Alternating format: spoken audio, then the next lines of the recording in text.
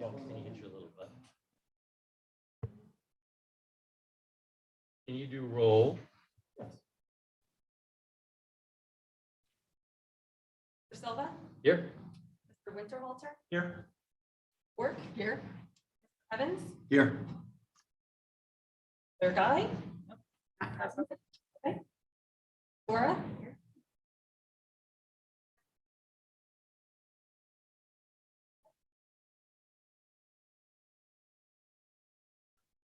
Got it? Oh, got it. Okay.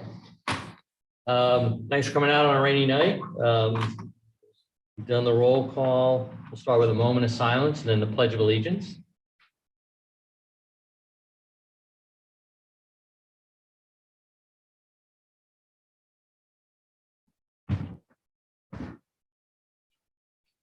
Pledge allegiance to the flag of the United States of America and to the republic for which it stands, one nation, under God, indivisible, with liberty and justice for all.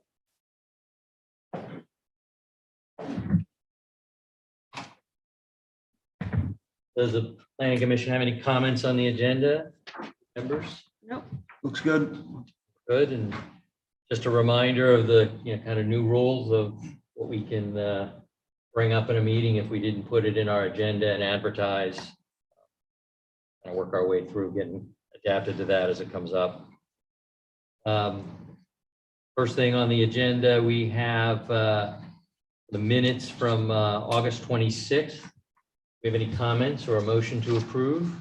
Approve. Second? Second. All in favor of approving the minutes, say aye. Aye. I Aye. have to abstain. So it's not. 4. Good. Sorry, who made the motion? Paul. The motion carries. 4 and 1 abstention. And so we have next up, plan review, Stoney Knoll. Coming back.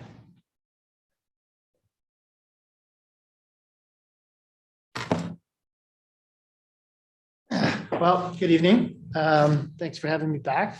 I'm here to talk about the Nolan 27 lot subdivision located on Whalen Avenue. Can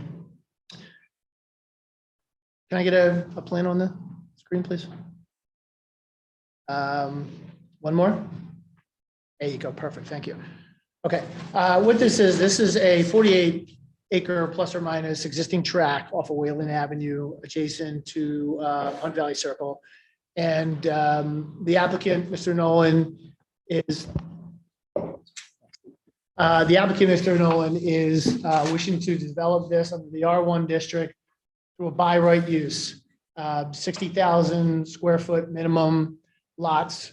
The subdivision will be served by public water and by public sewer.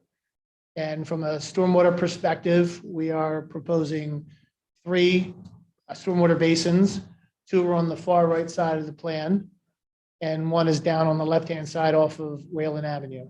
In addition to the 3 stormwater management basins, we are proposing that each house have an individual on-lot stormwater system that takes the roof drains directly and pumps them into an underground bed on each lot. In addition to that, we propose 11 trenches that are going to be constructed within the swales beside the roads. It's a little different from what we're typically used to. Most subdivisions have the road, have the curb, and then they stick the inlets in by the curb, collect the storm water. It goes on its way down to the basins. What we're trying to do is we're trying to consider stormwater concerns in the township. And what we do is the swales along the side of the road captures a lot of the runoff before it gets to the basin.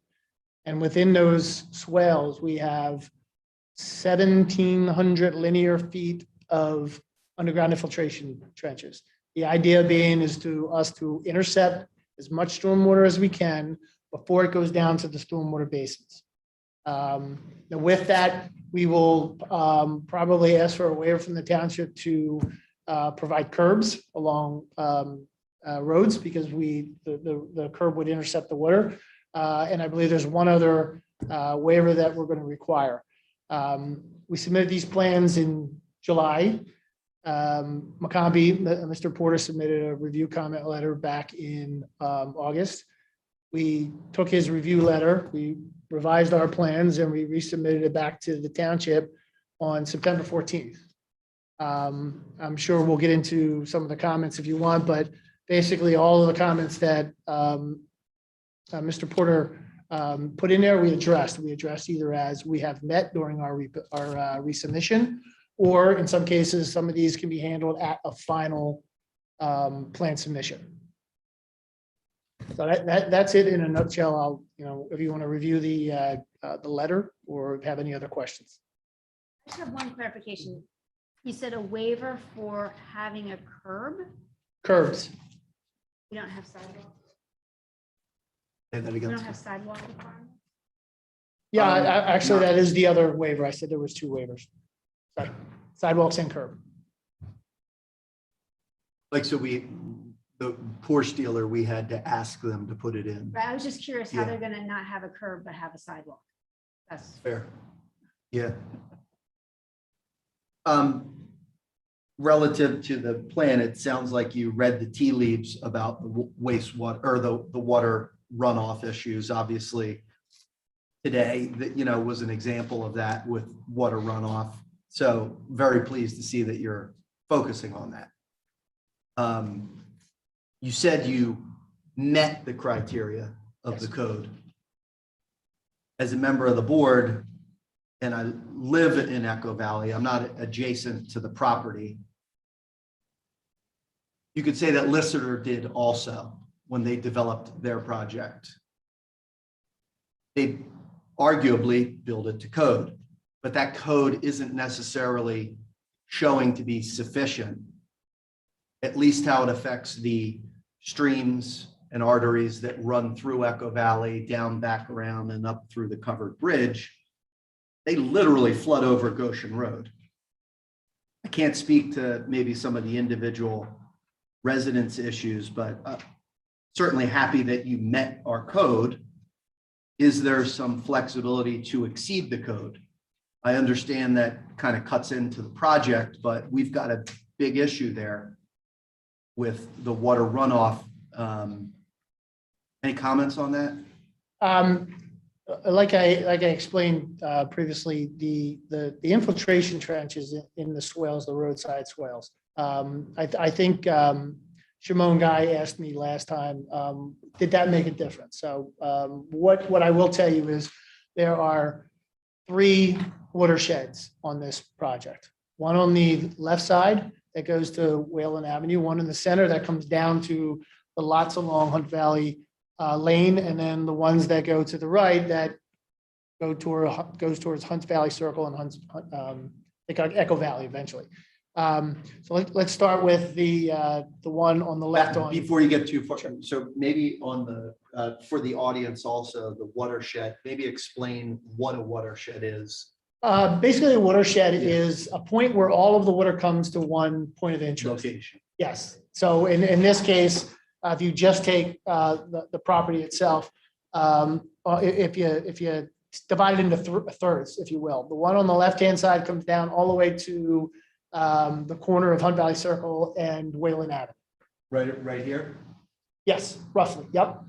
And then the middle Would you say third, that's kind of like a basin that is across from the Wawa at the Equus, kind of the water, how it retains the water? no, it's a low-lying area. I would not call it a basin. It doesn't flood now. So I'm not too sure all of the characteristics there. I know there's an inlet there at the intersection. I know it's a low point, Yeah. but it's not like it's a basin that contains a lot of water. I think Okay. what it does is it comes down, it runs through the wetlands, it runs through the inlets, and it goes on its way right now. I'm not aware of any flooding in that intersection.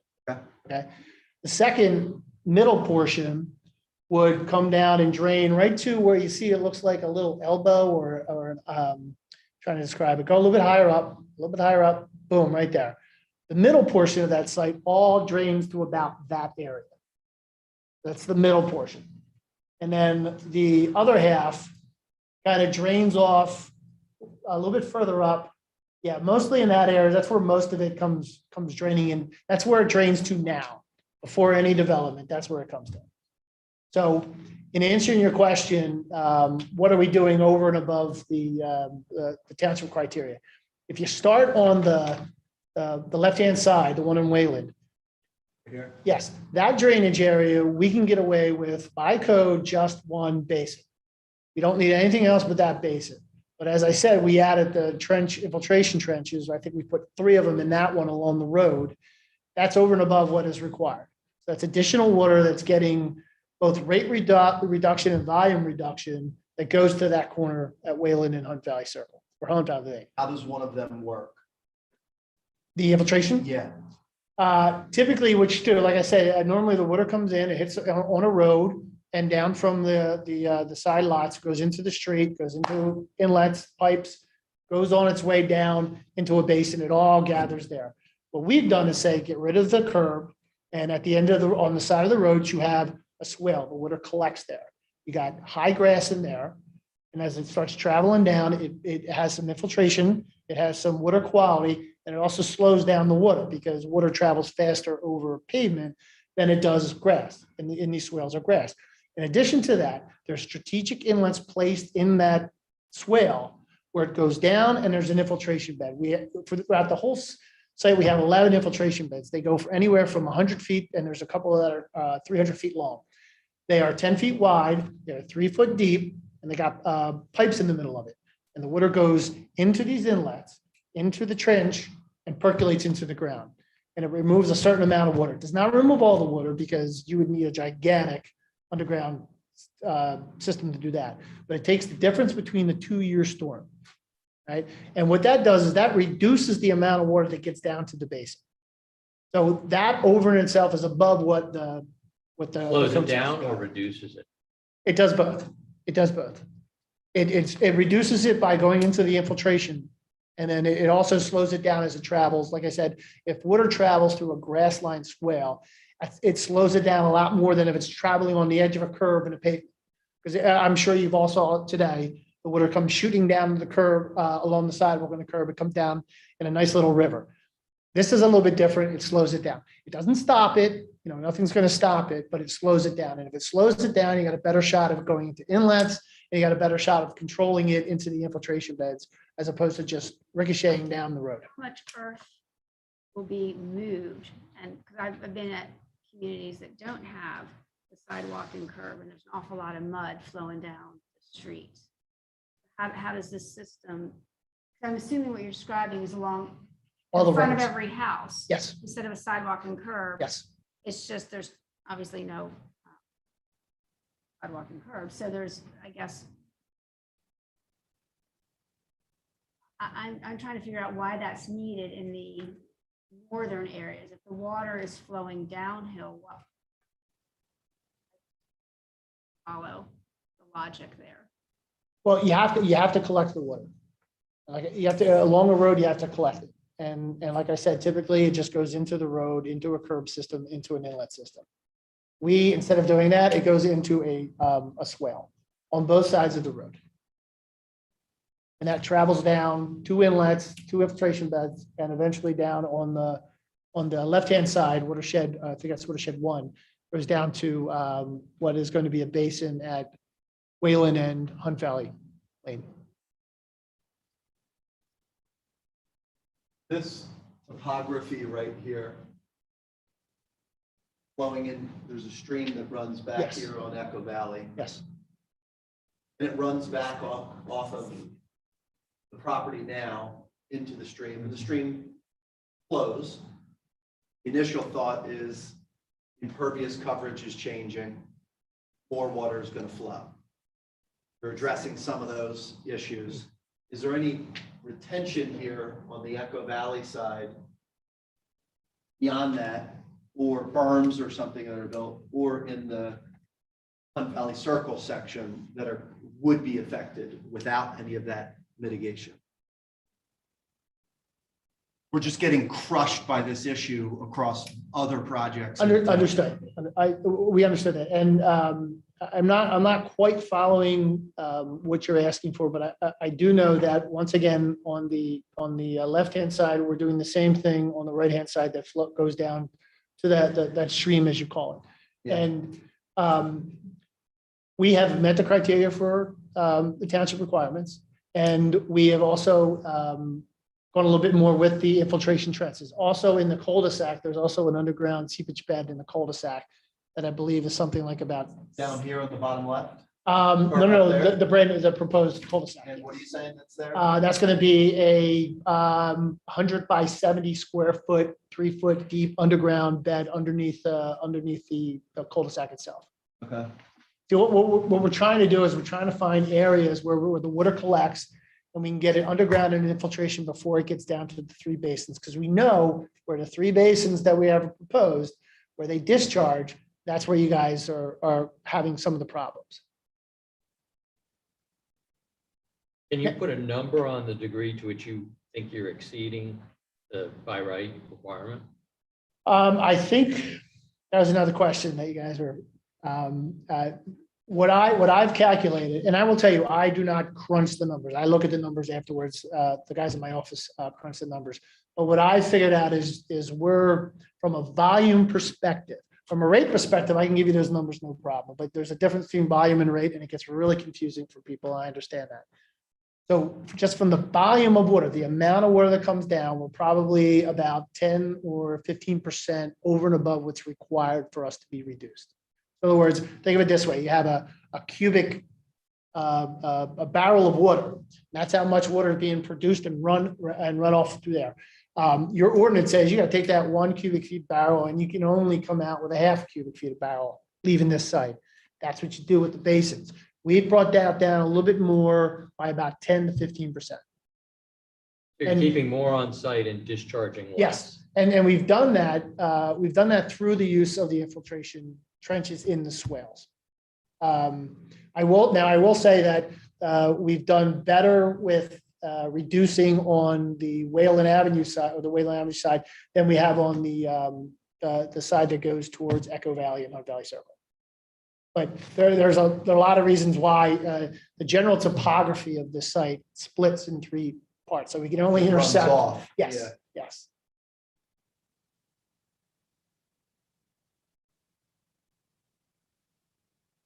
In relation to, and this is a tough question, right now it's grass, field. Field, yes. Yep, field. Impervious coverage is coming in, the roads, the houses, the properties. You're putting in, you're mitigating to some degree with what you just ran through. Yes. Would you say that that exceeds or presents the project in a better than currently situated water runoff? That is code. We have to have less runoff after development than before development. That is township code, that is DEP code. Yes, I can. So you're saying if you're an adjacent property owner, you should be better off. Is that what you just said? Yes, well, If you do this, you're making a statement that it will be better off for those adjacent property owners. I can't say that. I need to know that. Well, listen, I have to deal with it from an engineering perspective. Sure. And that's all that I can deal with it. You do the calculations, it says this is how much water is coming off the ground. And then you read the regulations that says you have to reduce it by that much, which we've done. And then we tried to say, okay, let's reduce it more. We understand that in this area, and it's not just Newtown, it's other townships, there's a lot of intense storms that create issues. So that's what we're trying to do. We took the code by both the township code, and we'll have to do the same thing for the PADEP code. And we said, what can we do to make that less? What can we do to make it less? And I will tell you, I'll tell you this, the middle section that we talked about, we've eliminated almost all the water that runs down through the middle of the site. You know what? You're saying right here. Yes, let me rephrase that.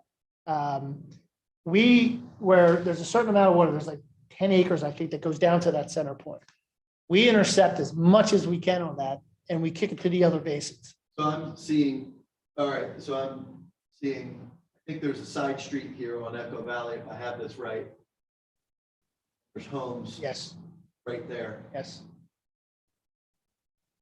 And you're saying the mitigation here in this swale It's significant is significant.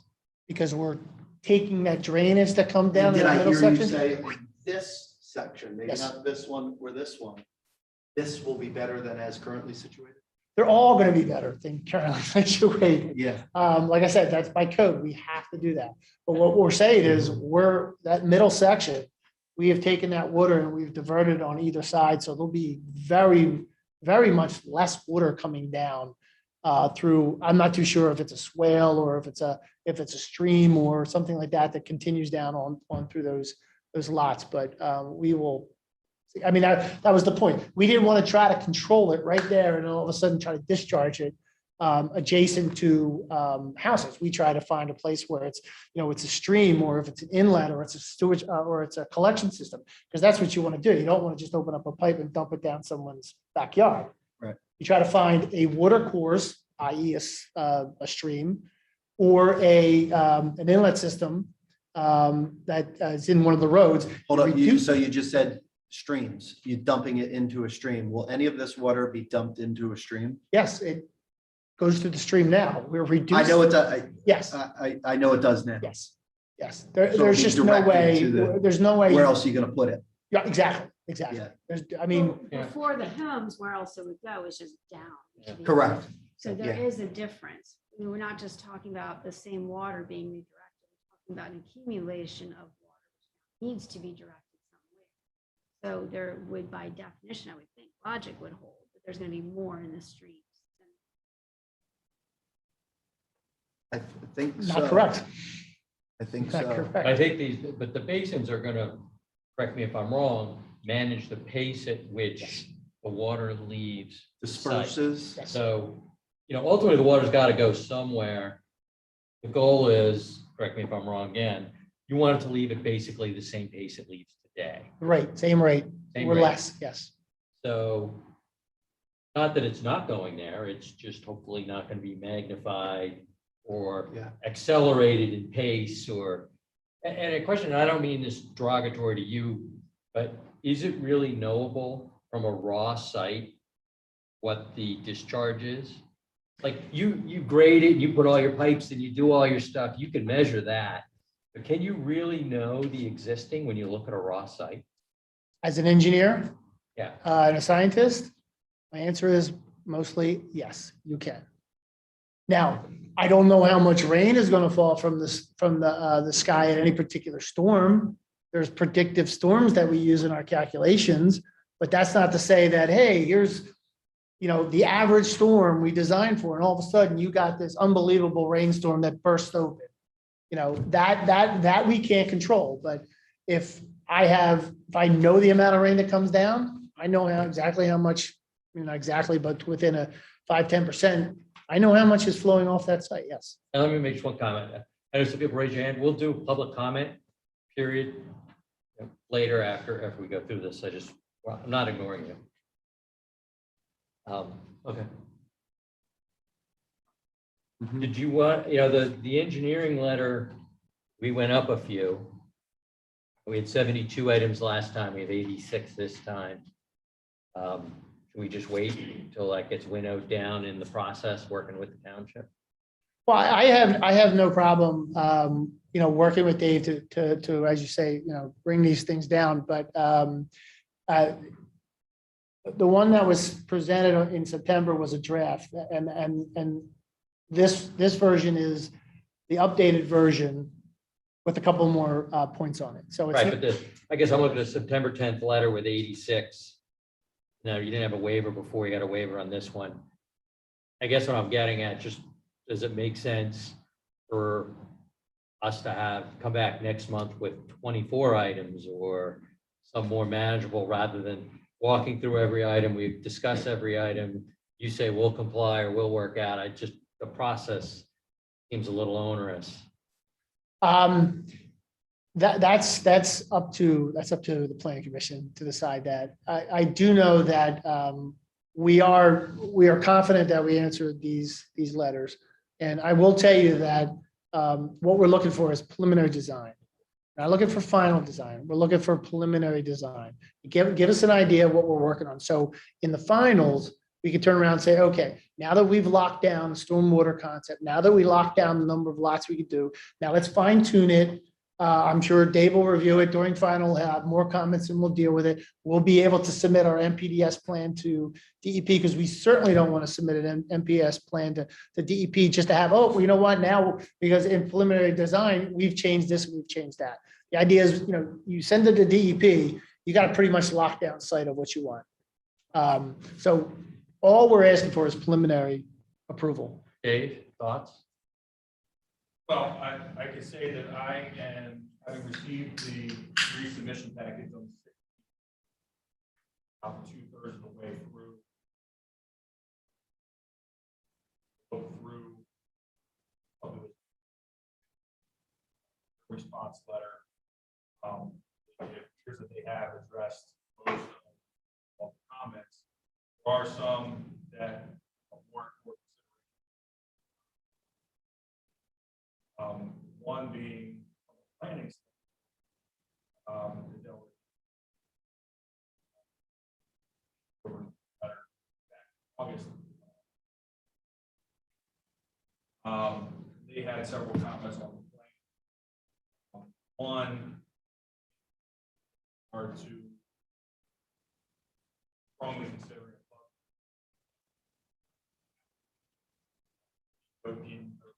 that back in 2015, that cluster option was submitted. Delaware County Planning Commission recommend that plan on. Planning Commission did weigh in on that a bit last month. By right.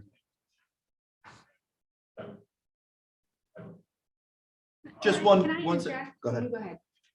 Just why the shift off of the cluster? Yeah, that was my question. This was an ardent desire to have cluster in the past. Not to say that you can't This- move can't do forward on this. this I'm or. just curious as well. Well, it is a by right use. So it says this is what we can develop the land for. A cluster is conditional use. The other thing I want to kind of point out here is if we go with a cluster, this lot here will produce 35 lots as opposed to 27, and will actually increase the amount of impervious than this. Now, if stormwater is a concern, I would think you would not want to be increasing impervious on the development. You would want to keep it lower. It would increase. It would increase it, yes. Because you have more lots, you have more houses. That's not what we were told. That's not what we before. were told before. They were condensed into, if I remember, 3 or 4 clustered units, If you were with driveways, you had. 2 different drives in. What? It's a long time ago, so. Yeah, it was a long time ago. I was the engineer on that plan also. But what you're looking at, you're going from 35 to 27. Okay, units, that's impervious coverage.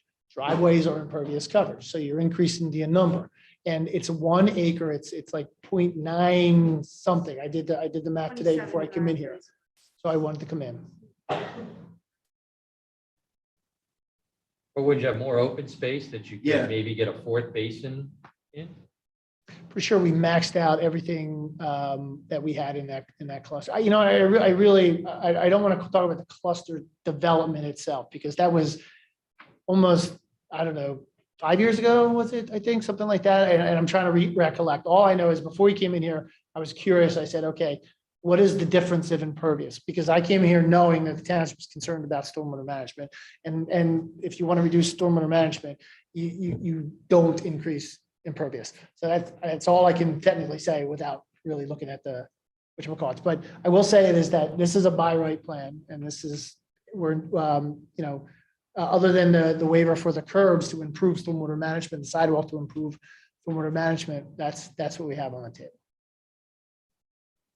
Can you explain, I mean, I understand the curbs, that makes sense to me. What is the benefit of not putting in sidewalks to the stormwater management? I think I missed that part of the explanation. Well, it's kind of twofold. You put in concrete, you put in sidewalks, you increase impervious coverage. That's the one thing. But typically, a roadway is developed with a curb. You have the road, you have a curb, and then you have sidewalk. All right, where the sidewalk is, we want to put our swales. That's our stormwater management. So I mean, if you really wanted sidewalks, we could simply just put the sidewalks on the other side of the swales. What's the material of the swale? I'm sorry, what? The material of the swale. It's grass. It's just a V-shaped earth berm with grass Like a on the sides of the retention. middle. Chad. Yes. I just think from the township's perspective, one of the things that we spent about a year and a half, 2 years doing a study on trails and open space and greenways and things like that. And one of the things that came out of it was we feel the need as a community to really start being more walkable. And so I believe the board, I can't speak for the planning commission, but I can't really speak for the board of supervisors, but I know that they'll be very interested in having sidewalks. And so unless I hear you just saying it's where you want to put the swale, but you're not saying it couldn't be done. And so I understand it creates more impervious surface. That's one of the things that does, but there's other ways to do that as well. And I'm not saying you need to do the other ways, but I think that if we're serious as a community about saying we're going to be more walkable, then I don't think we're going to want to be waiving sidewalks going forward. And so I'm just saying, I can't tell you what the board's going to say. I don't even vote when it comes to that time, as you know, but I just know what I've been hearing as the statement being made. So it's just something I think you need to consider along the process. I do understand that there's some more homes, but I was under the impression that when we went and looked before at the cluster development, one of the reasons why there was savings was that instead of having basically 2 roadways into the community, you had one roadway basically going down the center with some islands and things like that. So that even though we had some more units, that we were not necessarily, we were reducing the amount of roads to make that happen. Is that not the case? That is the case. You have a reduction. And once again, I know you're not looking. I don't want to try to quote, I don't want to review that because I haven't looked at it other than a quick, what's the numbers difference? But yes, that is true. You do reduce, the roads. And the one thing about that, you had those, if I remember correctly, that you came in, there was an island, you came in and there was an island, and you came in and there was like a cul-de-sac. Yeah. Okay. So my guess is you reduce the roads, but you still come down with 7 additional houses of, let's say, 3,500 square foot per house, and then the driveways. And when we did the math, it was 0.9 something acres more than this current plan. in purpose. I don't know if I'm gonna agree with you. The roads and the driveways and the impervious for an individual single-family home, I'm gonna venture to guess these single-family homes aren't super small, right? You've got a 4-acre property right there at the top. Like so the homes are probably, from a footprint standpoint, when you have 4 units together in a cluster with the driveways for those 4 units versus single-family homes with that. I'm not an engineer, you are, but I don't, maybe I'd have to see that more clearly. I could real quick just say that on the cluster before, they were still single-family homes. Yeah. They were not quads. Okay. Okay. So just so everybody's on the same page, they were still single-family homes, but they were pushed more into the center of the property. And so you had more green space, particularly Bordering the property, which was when I mean, there may be, I'm not going to, I mean, he's done the math, right? Sure. I'm not going to question his math. I just know that where one of the areas of savings was in the actual pavement, Yeah. and we know that pavement actually has a different level of impact in that it soaks up heat. It's for water nothing happens there. Not that not that the house doesn't, but it's a little bit different. I think it doesn't change stormwater necessarily. Impervious is impervious. But when we look at, trying to create a sense of green and a sense of those things, we just know that that's a challenge. I do think I'm, just for the purposes of, going back to my comment from earlier with the sidewalk, I do think that is something that we need to look at, what that would mean stormwater wise as part of the discussion, just because I do think it would, like I said, it would surprise me if the Board of Supervisors were to agree with that waiver, knowing where they are today. Well, and I will say these are 60,000 square foot lots. So if maybe not a sidewalk, a walking area that winds through, I don't think that's a deal breaker. I don't think that's a big deal. But the reason why we remove the sidewalks from the street is because we thought it was a much better stormwater management benefit by having these swales. And the walkability, I understand. And like I said, big lots, I'm pretty sure that we could fit one along the backs or something like that. But we haven't looked at it, but I don't think that would be that much of an issue.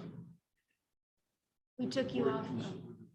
There are sidewalks, frontage, any little area that would be in lieu of.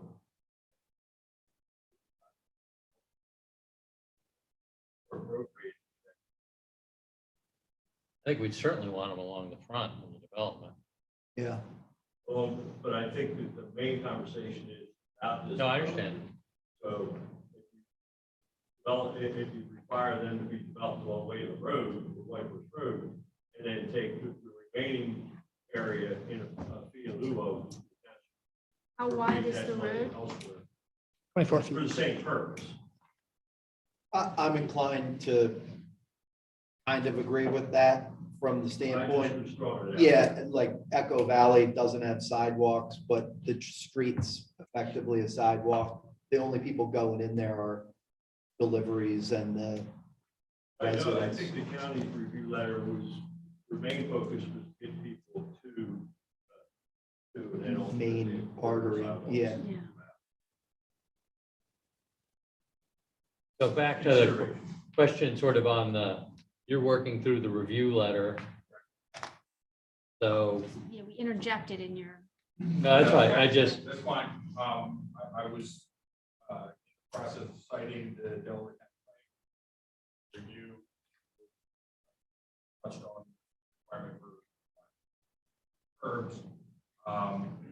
Those two waiver requests kind of were considered one.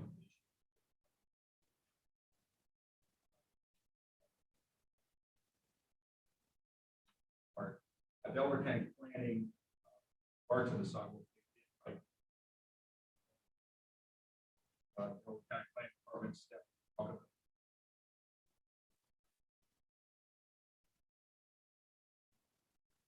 So,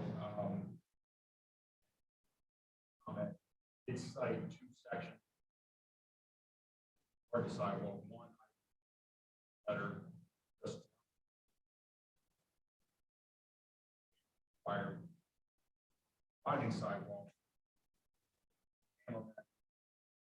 Delaware County planning created a subsection to that. Sidewalks.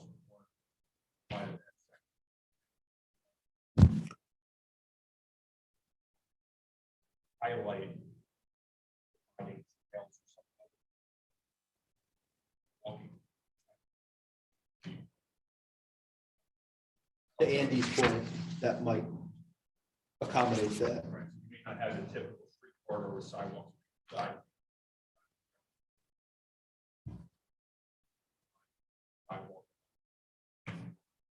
So that.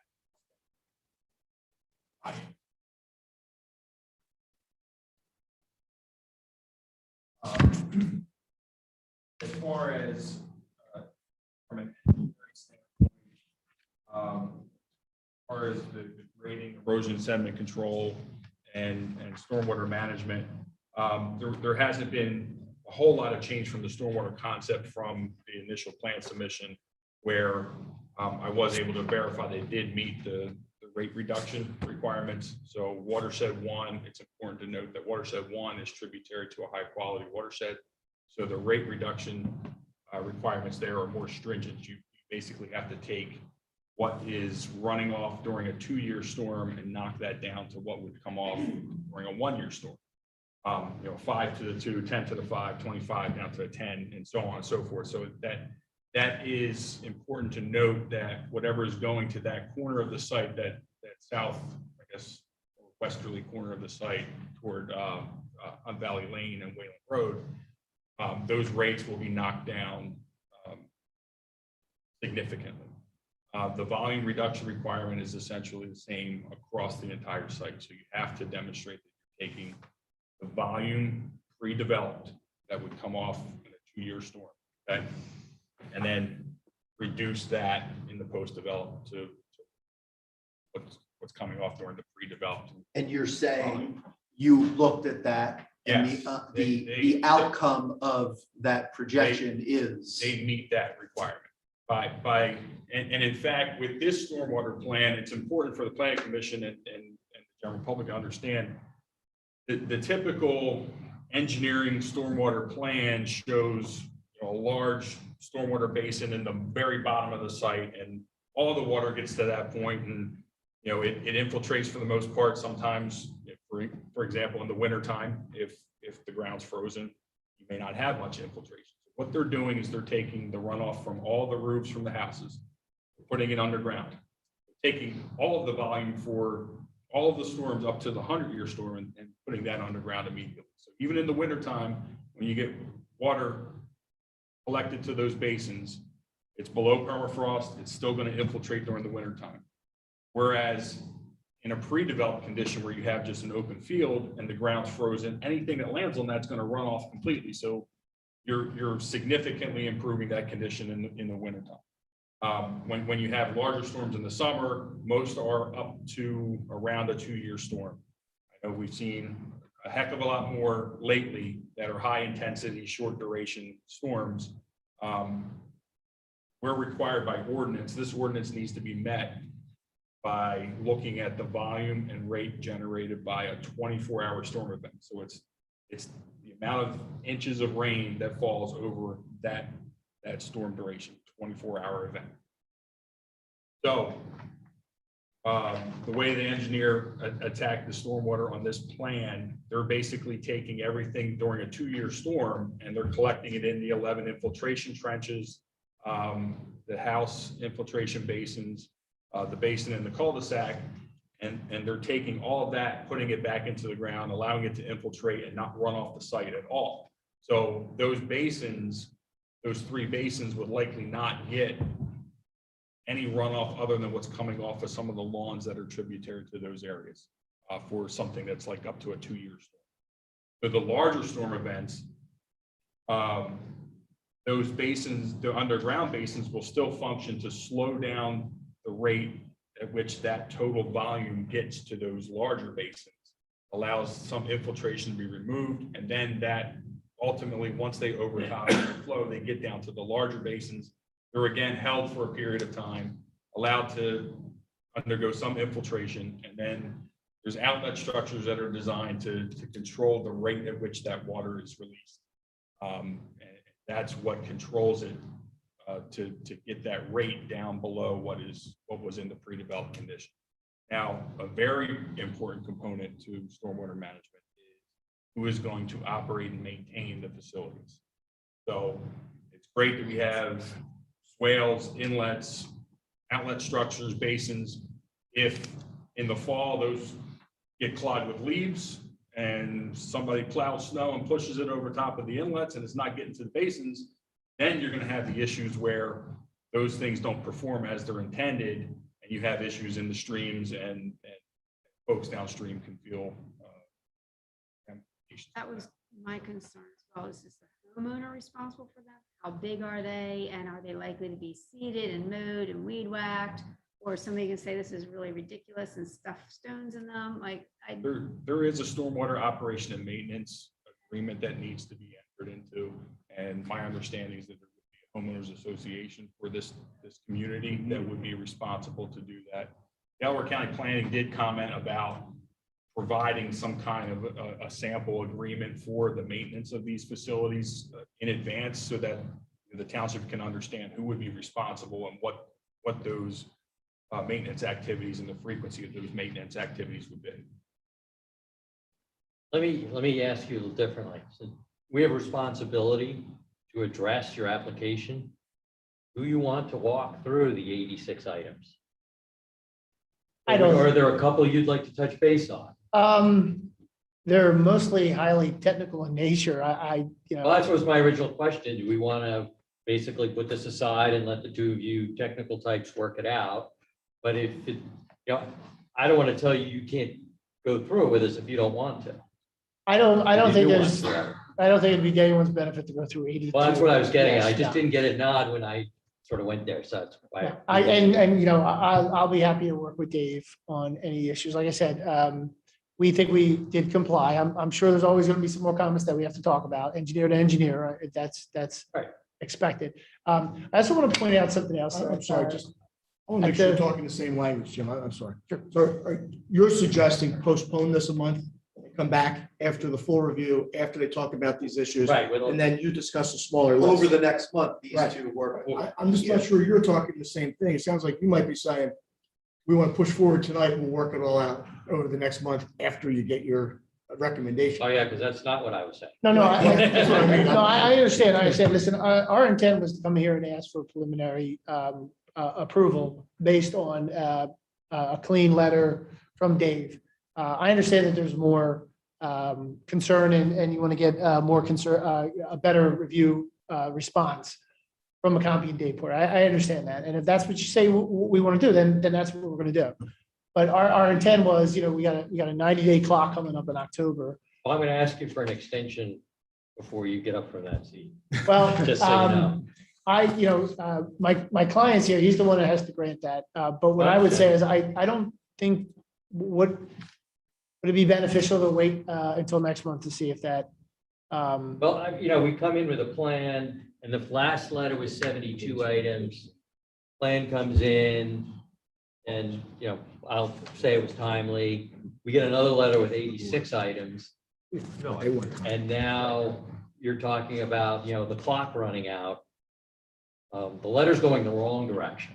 No, I don't think the letter is going the wrong direction. I think this is the same letter that we received last month. It was just updated because it wasn't complete. And that was the agreement. We came here in September or August. We said, listen, this is not a complete review letter. We said, we understand, but we want to talk about these things. And the one that was resubmitted was a complete review letter. So that's what we submitted. So I just want to make sure that we're not moving in the wrong direction by not addressing anything and they're No, increasing. I'm not costs. conveying that. I'm just, look, it's a complicated project. It is and complicated, yes. issues may create other issues as you work through them, and I understand that.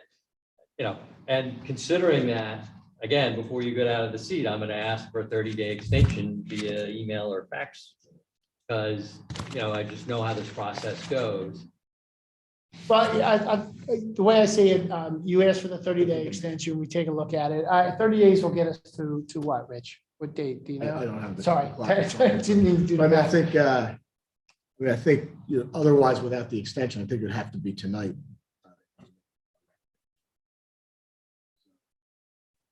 I'm not sure. Well, the 90-day time let clock me see. starts from the date of the first hearing. Right. That was in August.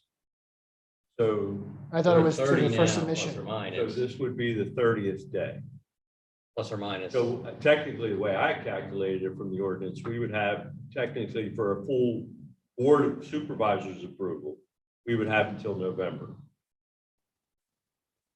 As I read the ordinance, the 90-day time clock starts from the meeting date, not from the Okay. date of submission. 90 days from the complete submission. If the submission is accepted by the township.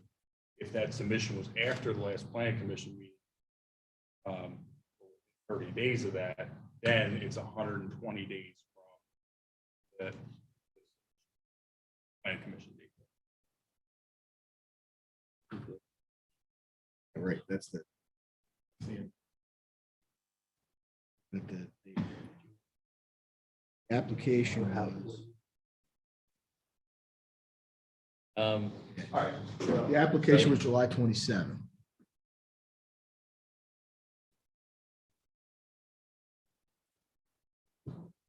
Right.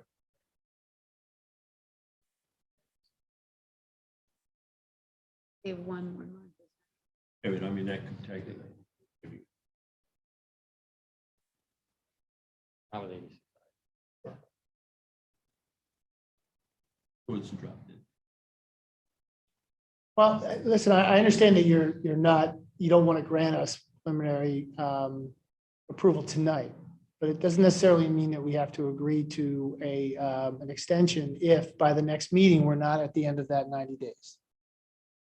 But we have to still have time to get it before the board, don't we? Yeah. They're not going, the board's not going to want to look at this. A week to go. Do you know what I mean? Like, A week to go on the yeah, clock, they're- on the clock, right? they'll chop my neck off if we go before, like, for instance, we have a board meeting on Monday night, right? So if you got, if the clock worked out such that the board would have to consider it Monday, and these guys gave a recommendation today, that gives the board 2 days to, 2 business days to kind of evaluate. So, that. Well, do you need an answer on an extension tonight? I think that's. If you make a request and we consider it and then give her answer like a week from now, as long as it's into the township's hand before the next, or the clock expires, or the next meeting, is that acceptable? Well, I mean.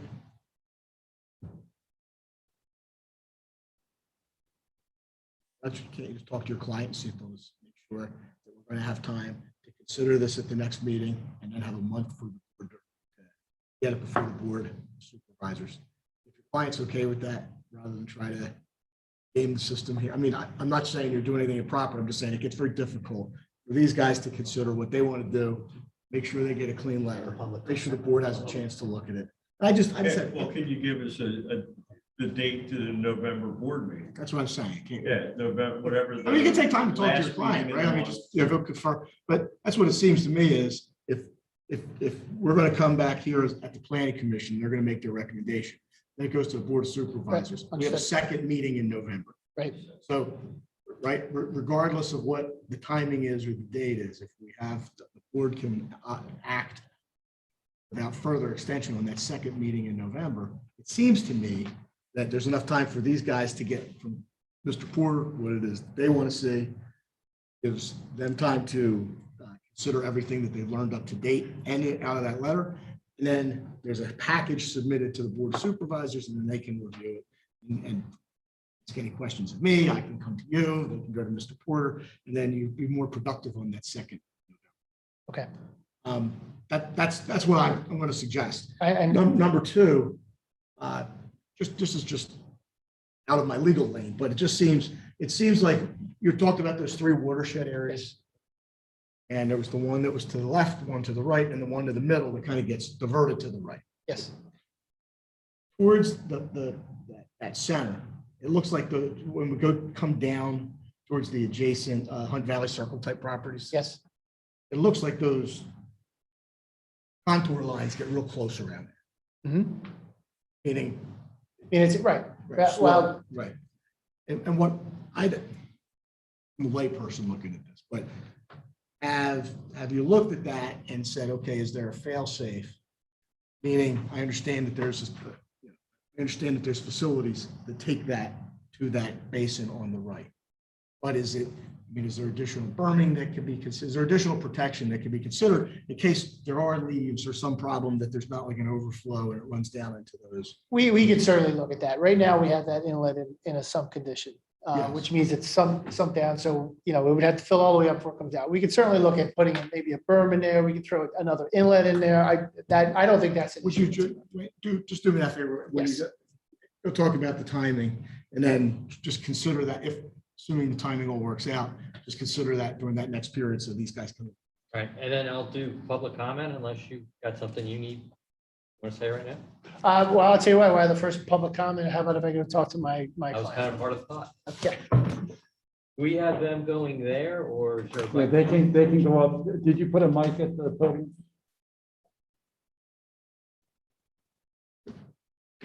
And before the public comes up, I've noticed some of you taking pictures, and you're welcome to do that. I just want you to know that on the website for the township, if you go to the agenda section, this document is in the agenda. So just so you know, you can actually pull it up and see it, print it off, whatever you want to do. I just wanted to make sure that you're aware that it's available to you on the township website.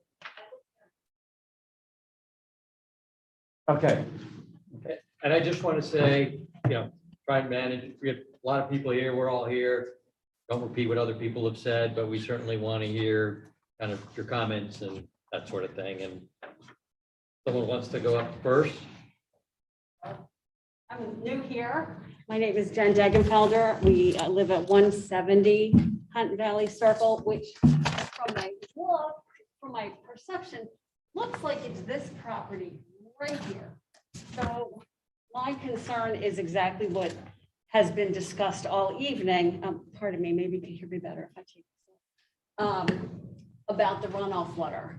And I know nothing about stormwater drainage systems, but having those right there, so close to the property, seem very threatening. And the map, this area up here is all flat, and you have pretty much a hill, like a steep hill that runs down, and our property is kind of like a double hill running then down into a stream.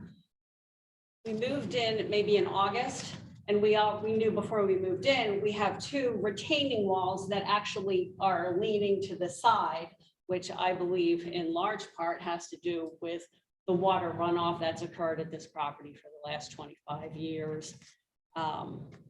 So I was very glad to see you point out that this retention pond is very close to our property. Just a couple of other things that Excuse me, if I can, I'm going to ask you to step towards the mic. Oh, sure, just I'm so- sorry. Because there may be people at home that are listening, and we just Yes. want to make sure they can pick up your Sure, I voice. apologize. I didn't realize that was a microphone there. Yep. The only other thing in relation to that, and it's hard for me to tell by the renderings that are here, are a question about maybe a barrier, a site barrier to be put in place along the property. I can't tell what they're going to be removing and how far it's coming back. And those are really our issues. Number one, the water, and two, how the sight lines at the borders might be affected. There are a lot of trees in that. It depends on where you are on the property, I think. Yeah. I mean, there's a large part of that property that's, either, I think right now it's grass, it has been in the past, farmed. But I I think don't, she's saying at her property and around there, it is a fairly heavily wooded. In parts of it, but in some you can see right Are they onto your the trees, field or that's there now. Sorry. Are they your trees? Do you think they're on your property? Some of them may be. I don't think they all are. Do any of the trees get removed to create these basins? A little bit on the basin, but most of the bottom part where you see the basin and the discharge. We will remove some trees to put the drainage pipe going out in there, but the rest of that whole entire surrounding area will. Can you spell your last name? Oh, sure. DEGE, N like Nancy, F like Frank, ELDER. Thank you. That's it for me. Thank you. Thank you. Next.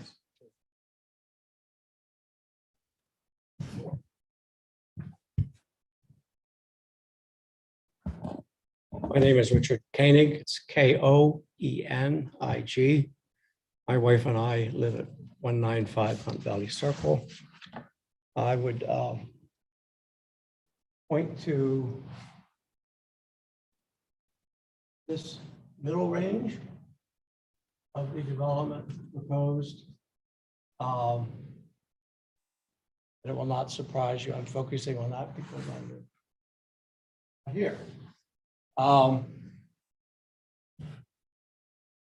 can't say I've followed everything that's been said, but ultimately water has to go somewhere. And I believe it's been remarked that it's going to go into streams. And the remark was made that, well, maybe there's some stream or something down in here. My concern is that not one drop more of water flows into this stream here, and I'll tell you a little bit about it. I know a little bit about it because it runs very close to my house. That stream is a tributary to Crum Creek. I've discussed this with a number of environmental groups, and it's my understanding that it's a high quality waterway, and therefore it should deserve protection. I can tell you it has had no protection whatsoever for 30 years. There's been erosion, reshaping, scouring, and deposition. I take those words directly from Pennsylvania environmental regulations, which are meant to prevent that. Now, part of the problem is that in addition to taking some flow from there, this stream sits at the intersection of 3 steep roadways. Hunt Valley Circle to the east and to the west, and Hunt Valley Lane to the north. So township roads and township culverts direct all that storm flow into this stream. My wife and I have lived there for 15 years. There were banks when we moved there, which were fairly gentle banks and slopes, which are now at 90 degrees. There are places where if you stand at the stream bottom, you cannot see over the bank. I don't know whether you received them, and I'd be interested in knowing whether you did, but I asked township officials whether I could get to you a photograph of the erosion and videos of the storm surge. So I'm seeing some nodding heads and happy to see that. So there is, to repeat, some water from here, which enters into this streamway at a neighbor's property to the north of us, but then comes down into ours, and that's an issue. But a really additional and frankly bigger issue is all the storm runoff from township streets. And this is acknowledged. I mean, people from the Public Works Department of the township has acknowledged that the damage that's being done to my property. Stantec has acknowledged the damage that's being done to my property. How can this happen? Okay, So if I may, I think we're here to talk about this particular project, the plan, and how you feel this plan may impact it. What you seem to be talking about is who's responsible for erosion on your property presently. It exists now. I think you're going even further to talk about Stantec making some sort of an acknowledgement. What I'm aware of is that you've spoken with the township solicitor, Mr. Catania, in November of last year. He provided information about responsibilities for the maintenance of stream banks in Pennsylvania. I gave you information on how to contact the DEP to assist with stream bank restoration. And I believe spoke directly with Stantec about those same opportunities for you to address these issues in March of this year. But I think what's better, rather than focus on saying acknowledgement about who's causing what, is to talk about this project and what your concerns are. I think I'm doing that, but if I may, I'd like to point to what I consider the township's special responsibility to limit further erosion in the streamway, because I believe it's acknowledged that it's unpermitted under current environmental law. This would need to be permitted. This project, are you talking about this project? I'm talking about the stormwater use of the township of this waterway to take stormwater off the streets. You understand that that's not what is. That's an before us existing right now. condition, though. I mean, if there were no streets, the stormwater would still be going there. It's gonna go to the tributaries and work its way where, wherever it goes. Right, but I mean, my point is. No, I know, we're trying to stay focused. He's trying to have a discussion about street water on existing streets, and what we're talking about is the impact of this project on your property. So you're certainly free to talk about your concerns about stormwater and anything about this project, but you're going beyond that, and you're talking about something completely, wholly unrelated to this project. Well, if I may, I would say it's entirely related, because this stream, given the storm runoff from township streets through township culverts, is already overburdened. And so I would ask the commission to pay special attention to whether, in fact, this new development is going to be dumping additional water into the stream. Okay, which is under pressure because the township, knowing that Act 167 was enacted in 1978 and the neighborhood was built in 1976, is grandfathered. And so for some 3 decades, it's been able to use the property where I now live for relief of stormwater unpermitted. Again, sounds like you're dealing with whole issues wholly unrelated. You started off talking about this project, and then you kind of shifted again back to 30 years ago. And The streets are outside of our purview here. So, but Yeah, we've had a long discussion about stormwater. I'm not gonna say they've done enough, they haven't done enough, but there's been a lot of discussion, there's been a lot of engineering, there's ongoing engineering and design. They're entitled, assuming they meet the requirements to develop their site. The fact that the roads may or may not be creating an issue separate for them is not a problem they need to solve. But I would hope that I'll take my seat. I would just hope that the planning commission recognizes that this stream is already overburdened.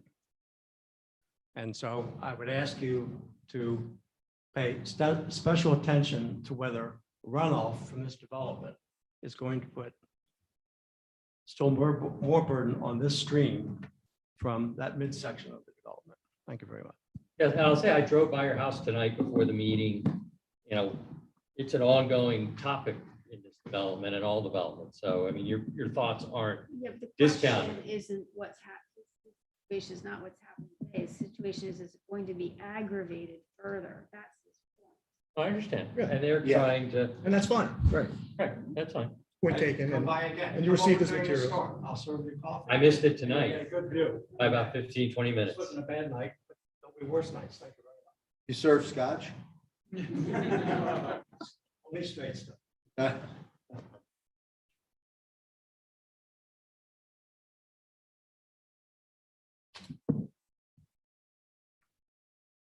Hi, my name is Brad Risch, R-I-S-C-H. I live at 357 Echo Valley Lane.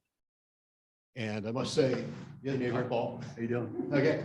I must say that, the water mitigation system is impressive, and I don't know anything about this stuff, but the drainage underground and all that, and the retention basins with each home. However, we talked, about the whole plan. This section seems to be well discussed and handled and whatever. This section somewhat, and what doesn't happen there comes this way. And then we've got all this here that happens this way. And I don't know what this structure is here for sure, that right, there's nothing else like it on the drawing, but that the upper part of that, I think that's my property. And it's headed in my direction. And I'd just like to have, here's a little more detail about what this is all about. And is it in fact, you know, the overflow that, you know, the gates are open and here it comes, and what effect that might have for the guy that lives right at the end of that thing. So I don't know if there are answers to that, but I'd like to just point out that there's some concern about, you know, what's happening right there. You want to comment after we get more public comment, then we'll put that on the list, just to comment? Sure. Okay, Yeah, I'm we'll sure. get back. You know, Yeah, no, absolutely. I'm looking, and so you front on Echo Valley and your rear is on Hill. I'm Yes, looking I'm on right here. Google Earth. Yeah, we're on the corner of Right, Echo that's his Valley, property. and then this right up here is Yeah. like the end of what would be a cul-de-sac. It's not, it's just a dead-end street. Stub. If you know where that space is. And it's really, I don't think it's named, or it might be like B Street or something, but it doesn't have a sign on it. It just says dead end. We'll circle Which is back. good though. for me. Pardon me? We'll circle back. to That'd be the great. question. Thank you very much. Thanks for your time.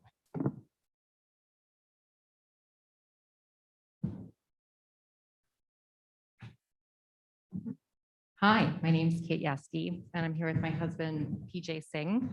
We live at 190 Hunt Valley Circle, and this map, it seems to be, we are this little junction right here. I'll be honest, we're pretty confused about what's going to happen over here in terms of the storm up and runoff water. It sounded to me like what they're saying is they're going to direct it down here towards this sort of natural depression, which I don't know if people realize the surveys that were used for the pre-approval in terms of like the photography in the site, they were from the early 1990s before a home was built.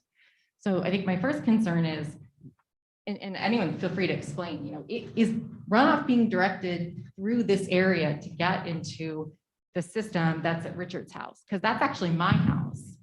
We have some drainage systems, you know, incremental throughout the property, but there's no stream that goes through there. It's just my backyard. We brought some printouts and examples that we can hand out for you guys to take a look. So that's sort of my first concern.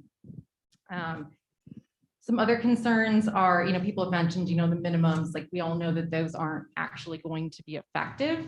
You know, we know that we get a lot more storm water than that. So I think that point has been made. So I'll move a little bit on from there. You know, we have other concerns, like there was nothing in the plan that talked a bit about, you know, when the construction itself is happening, like what's going to be done to protect the properties that exist here today. Because if, you know, as a result of additional runoff going in the property during all of this construction, you know, we have a marsh, we have a bog, we have a really extensive diversity of wildlife in our property, and we're actually doing a restoration of our marsh using different conservation trusts in local areas. I'm very concerned about what impact that's going to have on, you know, critters, the plants, everything I have there, you know, things that we bought this property to restore it and really encourage that diversity.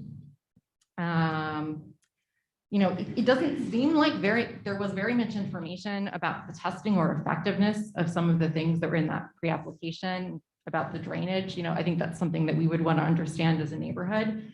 It sounds like there's a lot of confusion in the room as well about some of that aspect. So I would hope, you know, we're not moving forward with the pre-approval of something where there's so much concern about the effectiveness and actually what some of these drainage systems are. We're not opposed to development, by the way. I should have started with that. We support the development. We just don't want to wind up with a lot of, you know, damage to the property and to the area. Let's see. I had some additional questions about, like, it's unclear to me, like where the sewer lines are going to be running through, just to understand a little bit more about that. Let's see. And I have a lot of concerns about maintenance. You know, people have brought that up as well, but I would like to better understand, you know, who ultimately is accountable for when these things do get clogged and damage does get done, or, you know, what is the like permanent responsibility and accountability there? Because we know that people aren't going to maintain them. You know, my dad is on the Planning and Zoning Commission in Greenwich, Connecticut, and it's been his experience that, you know, within 5 years, a lot of these types of things like the basins and this thing, they start to fail. And then, you know, who's responsible for it at that point, or who's going to, you know, do that repair and do that maintenance? Again, not opposed to development, just want to make sure that there is a solid plan in place. You know, it seems to us that something closer to 200% of code is probably what would be appropriate. You know, we know that stormwater is going to increase. We know what temperature and weather extremes are going to increase. So, you know, if we're building for something that might work today, it's not going to work in 10 years. It's not going to work in 20 years. It's not going to work in 30 years, you know, and we'll find ourselves in similar situations.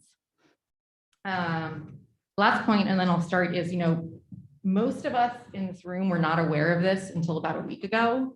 You know, we got very late letters. None of us had heard, at least except for Richard, about you know, the meeting in August. So our whole neighborhood, and we've been talking amongst each other, like, we're all very confused. We haven't had time to look at these things. We haven't had time to ask questions. Some of us were able to come today, but, you know, one of our asks is like, can we have a little more time where you guys can explain the impacts and we can understand from Stantec, like, what exactly is expected as an impact in this site and is that in that site? Because those topographies do vary a lot, and the studies used were done in the early 1990s, so a lot has changed. Thank you. Thank you.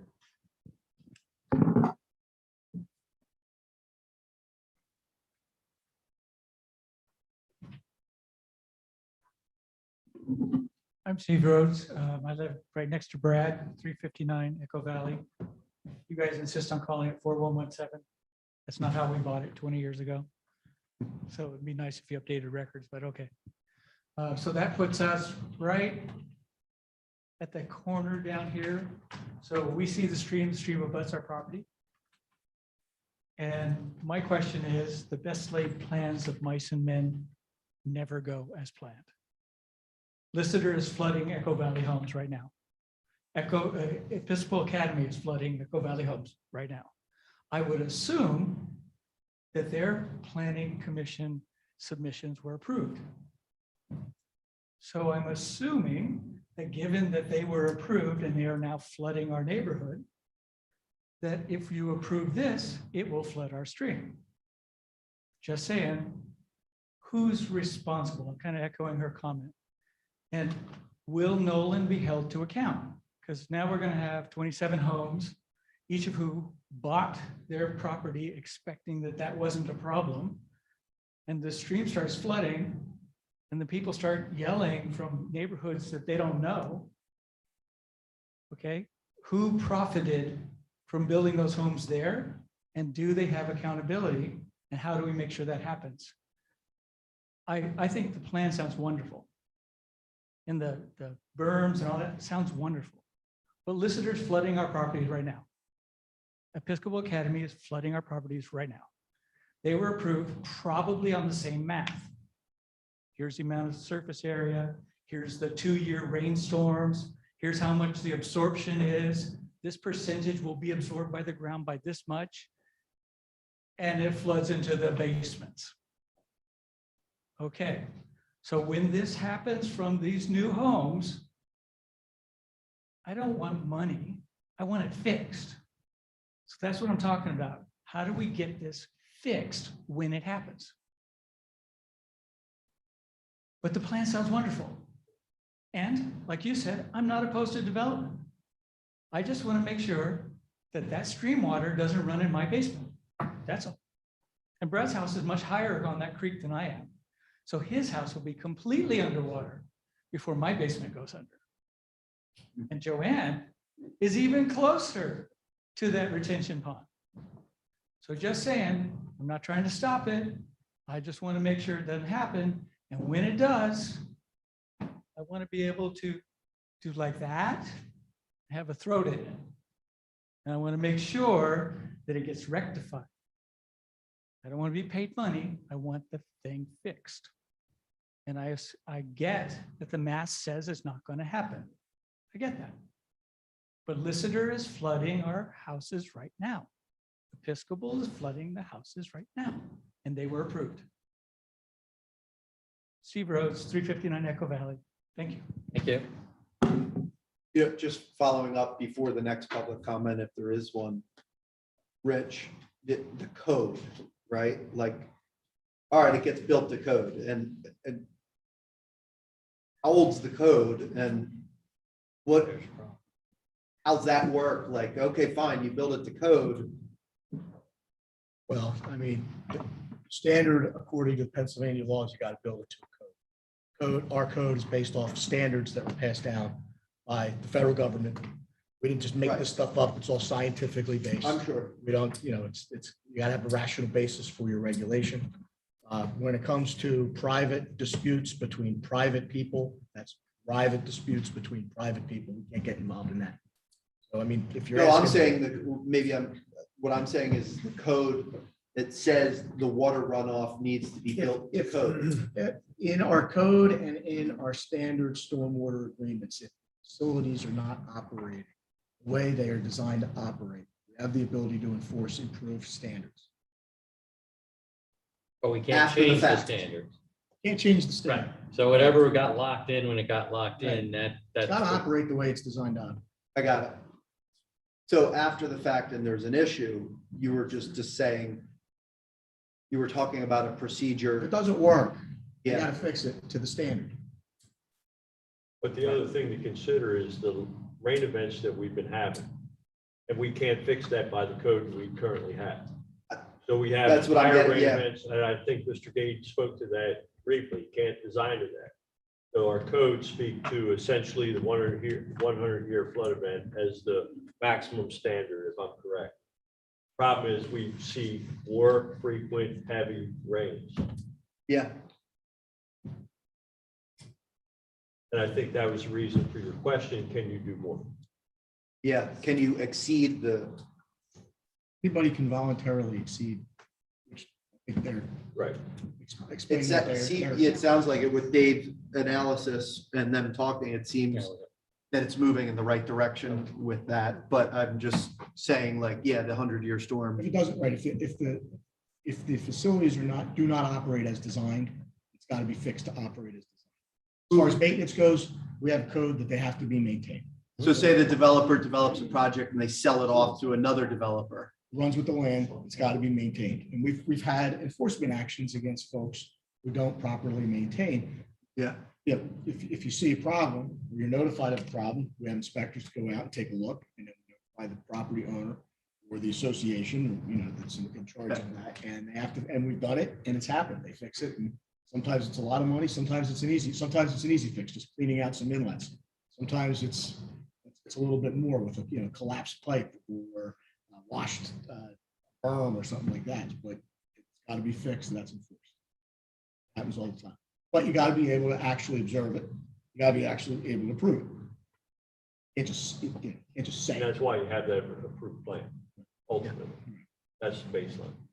And I would just make note too, that since during the last update to the stormwater ordinance, one of the requirements is that, whoever develops or whatever the builder does, there's a requirement that there's actually a 10-year escrow that's given for us to go back and do those inspections. And so for the first 10 years, we're doing that. In addition to that, the township has the right to continue to do those inspections even beyond that time. And so we can and we will. We already are on some that were built out before that. And so I just want everybody to understand, we are watching that very closely to make sure that these stormwater plans and these stormwater reduction things that are put in are actually working as they're supposed to. I guess I have a couple of questions. Where's the water? Is it East Township that we're up against there?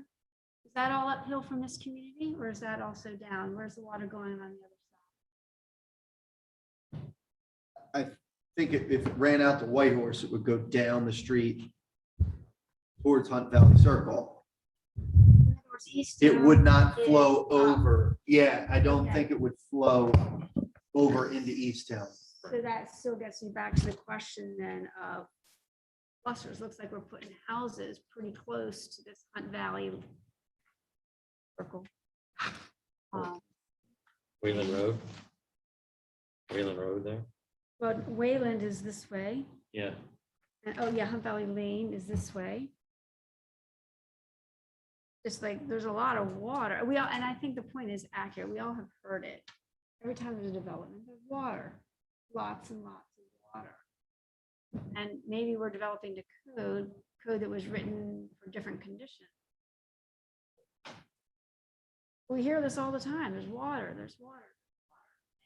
We're sticking more houses right on top of a lane that's a hill, and there's a stream at the bottom, and I appreciate the concern.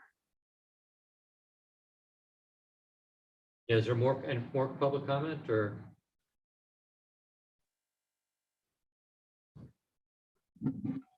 Good evening. My name is Rick Jankowski, Jan as in Nancy, Kowski.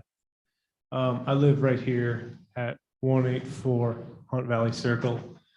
The current topography of the land, this here is all kind of native grass, and the rest of it is farm currently. It's a cornfield. There's a very low point here, and as discussed, this water kind of runs down this way between myself and Miss Kate, who spoke earlier. My concern again is just additional water runoff there, and it's not just this corner. It kind of starts here and works its way across the yard diagonally that way. My other concern, as many of you know, down here is Melmark, which is a school that there are an awful lot of employees, an awful lot of transportation traffic for the children and the people that go to school and reside there. While I trust that the additional 50 cars for the residents, will be good drivers, but the Amazon delivery people, all the additional commercial traffic is a concern to me on Wayland Road and on Whitehorse as well. So I would ask everyone to consider the amount of traffic that's back there. We talked about making the area more walkable. That would lead me to think that it would be less safe with all that additional traffic for the area. So, and again, my question would just be, it looks like this easement starts here and heads this way to the reservoir.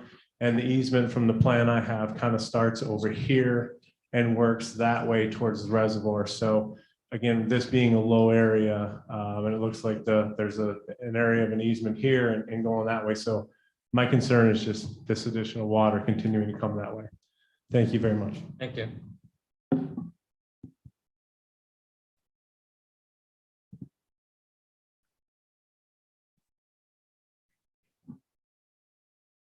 Thank you for your forbearance. I have one question, and it'll be right on point, if I may. And maybe the question should go to the representative for the developer. What specifically will be done to prevent any more water from going into the tributary to Crum Creek? We will comply with the codes of the stormwater management and in some cases go above. That's all. It's the only answer that I can give you. Thank you.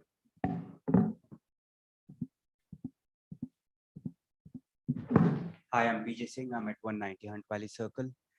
So after listening to all this conversation, it feels like everything would be done to code, but feels like the code probably is written for a different era, right? So it all works on paper, but in reality, it may or may not work. And we will live there and we live through the reality of water.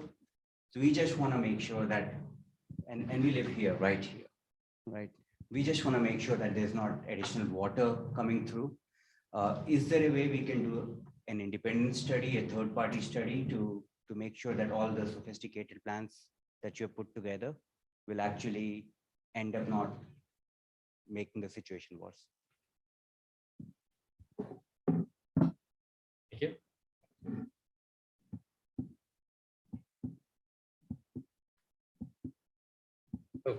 If you can address, so the question, I put him on hold, 357 Echo Valley, he's at the back end. You just addressed, you kind of had the general question of that, of, what's going on with the water flow as he's there by the basin. That structure that he was referring to, it looks like an L or a T. I think that's what he was concerned about. That's That is where the water is discharging. At the very end where you have the north-south direction, typically that wouldn't be there. It would just be one pipe coming out with an end wall. And what we've done is we've created a long pipe to kind of slow the water down. The same amount of water is going to reach that stream as it did beforehand. We're taking the additional steps of putting in a level spreader, if you will, to take what would be a discharge from one pipe and spreading it over, I believe that's about 120-foot long area. So instead of coming out as a water from a pipe, it would be basically coming out like, if you think of it this way, a hose that's 100 feet long with a bunch of holes in it. The water would come out that way as opposed to the end of the hose that comes out. What that does is it slows down and it reduces the velocity. That was the intent, to protect additional protection for that stream. Yeah, good.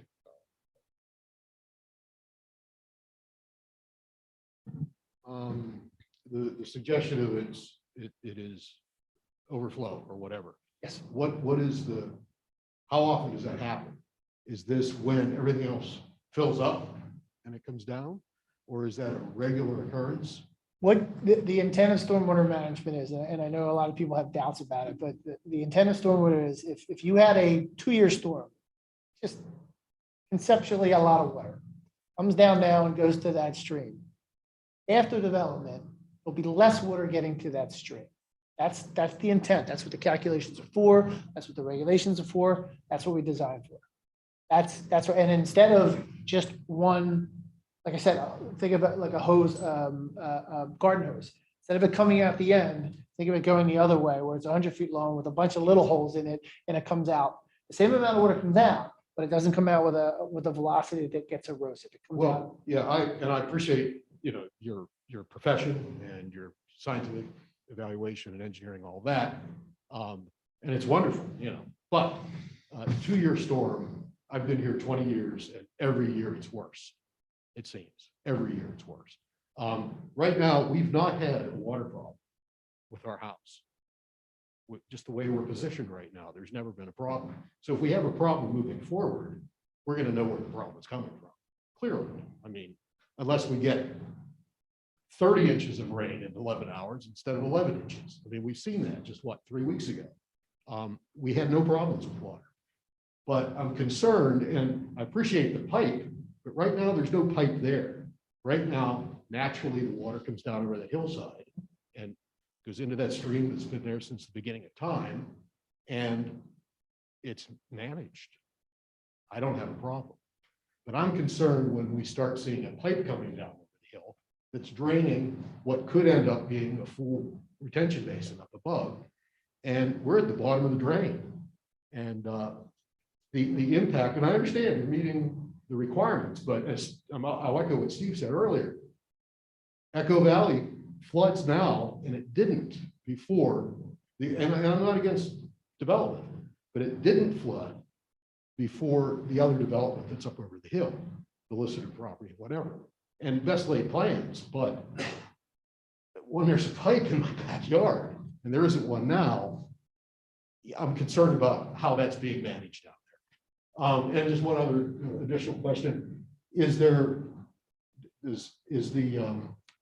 are there a lot of trees removed or vegetation removed in that installation?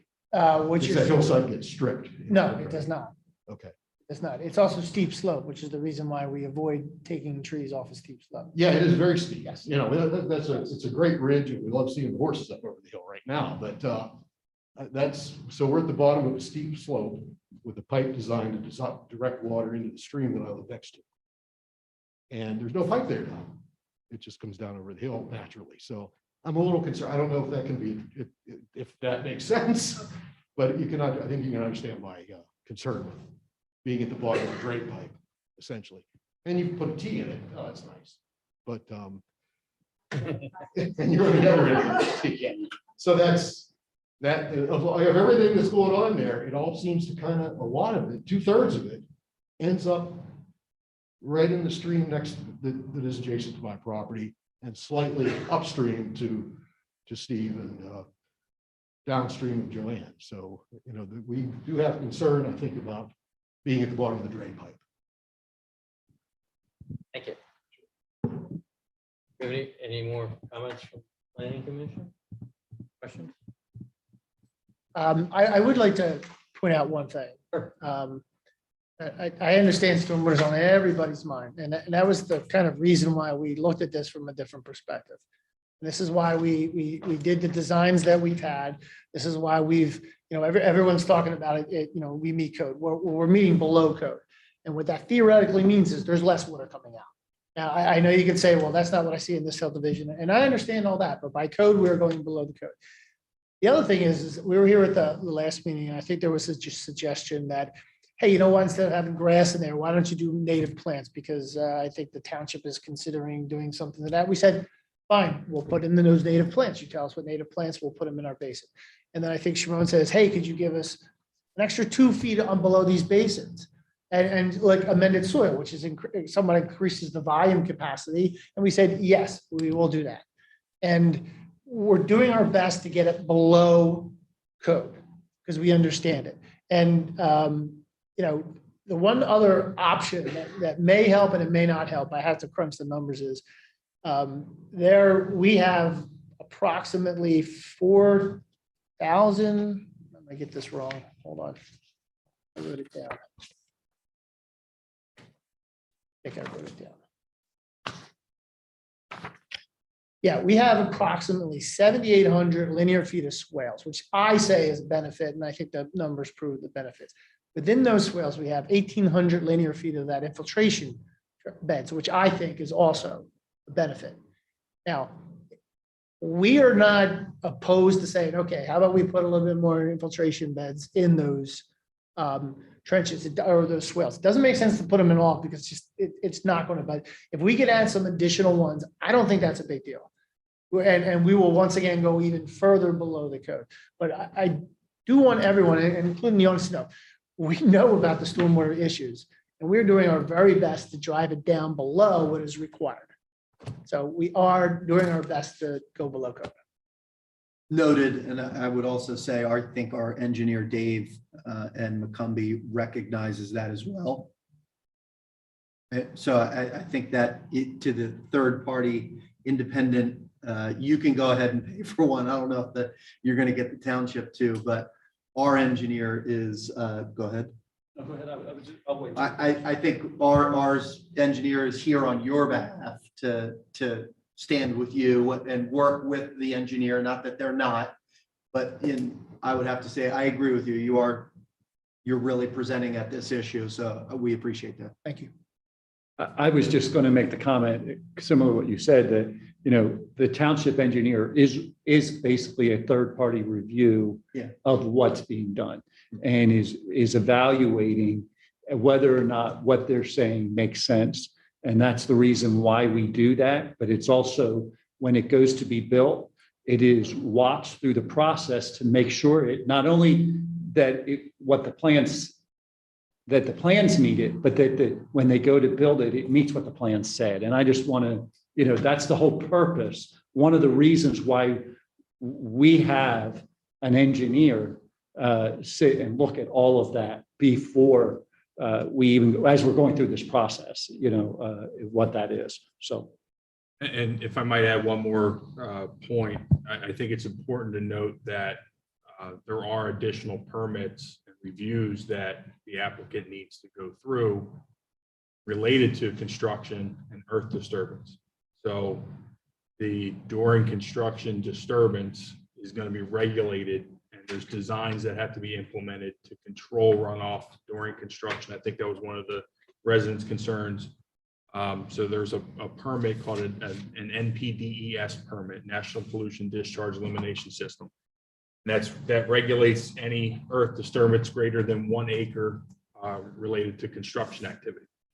And there's a erosion and sediment control component to that. And there's also a post-construction stormwater management component to that. Typically, the Act 167 stormwater ordinances for the municipalities are almost exactly what the requirements are for post-construction stormwater for that permit. So if they're meeting or exceeding the township's requirement, in all likelihood, they'll meet or exceed the the DEP's requirement for that permit as well. Thank you. Somebody had asked earlier when we passed our stormwater ordinance, and it's 2013. Relatively recent. Prior to that, it was 2005.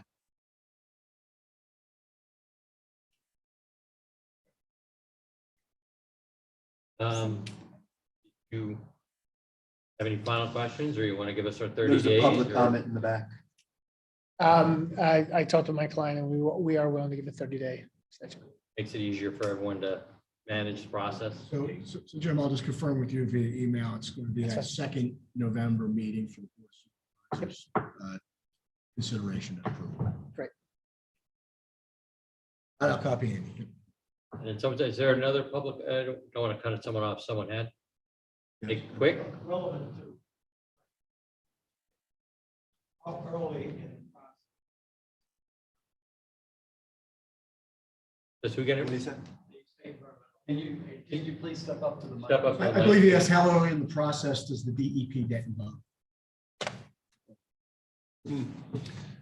So as Mr. Gade had indicated in his response letter to our comments, that they're going to be submitting for that permit during the final plan phase. So again, designing the stormwater system and submitting to the DEP at the same time. If the DEP has requests for changes that are contradictory to what is going on at the township level, it can be very costly and time consuming for the developer. So ideally, they would like to get all of the township's stormwater issues resolved, take that approach to the DEP with that permit application, and then run through that permitting process with the understanding that if they meet the local 167 ordinance, in all likelihood, they're going to meet or exceed what the DEP is asking for in that permit. So to answer the question, once the preliminary plan is recommended and move forward, then at that point in time, they'll submit to the DEP,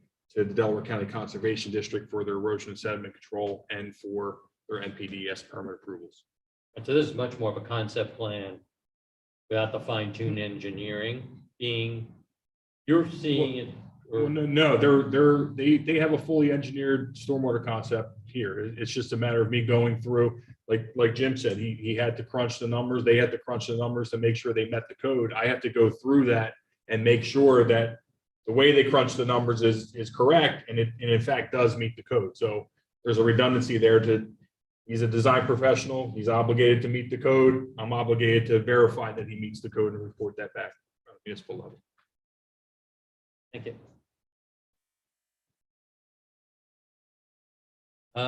I guess we'll look to meet again. We have DELCORA 537 plan update. We still have that. Thank you. Thank you. Thanks.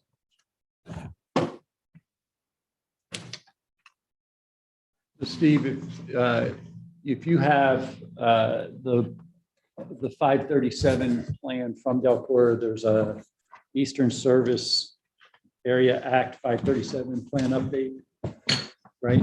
I can't see the screen. Sorry. No, it should be the other document. There we. That one. So if I can bring your attention just to a couple things real quickly, explain what's going on so that you kind of know what we're talking about, and then I would suggest you may take public comment from that, and then at the same time, oh, you're gonna make me drive. Okay, and then at the same time, what I would recommend, or then we would look for your comment so that we can take it back to the board on Monday night.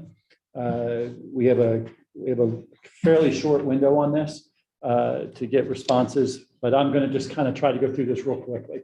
So Is it resulting in basically comment from us, or are we making a recommendation? it's really comment at this point. What they're asking for, the DELCORA's plan, what the DELCORA is doing is they've put a plan to change. Let me give you a little bit of background to get everybody on the same page, and then I'll tell you what they're asking for. So the township has a 537 plan that says how we're going to handle our wastewater. We we do not have a processing plant in the township. All of our wastewater is processed at DELCORA, which is basically down on the southern side of the county. So we take all of the wastewater from here. Some of it goes to one of our 11 pump stations and then gets pumped down, routed, goes through. We're members of CDCA and RHM, CDCA, Central Delaware County Authority. RHM is the Radnor Haverford Marple Authority that we belong to. And on our waste from the east side of town goes to the RHM, west side of town goes to CDCA. Very simple. It's not quite exactly that way, but it's basically that. 252 is the dividing line, and off it goes.